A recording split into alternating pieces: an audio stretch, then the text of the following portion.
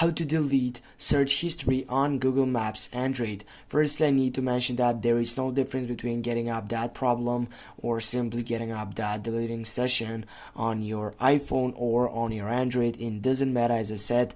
What it matter right here, it is simply to follow my simple steps.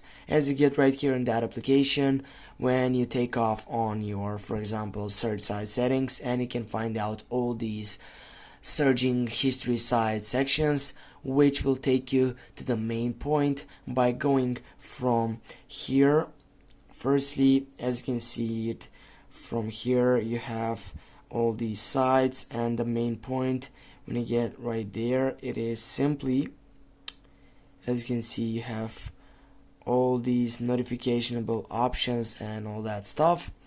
And the main point right here, as you get on that exploring or system, which is taking you to your settings site, you can simply go down, go for settings, and as you get right here on your settings selections, the main point right here, it is simply going on maps history. Just go right down that selection, and as you get on that web page system, which is taking to myactivity.google.com, and as you get on history, and you can simply go auto delete all that selection to search history and get it right back, or simply you can, as you can see, you can take it and delete it from here.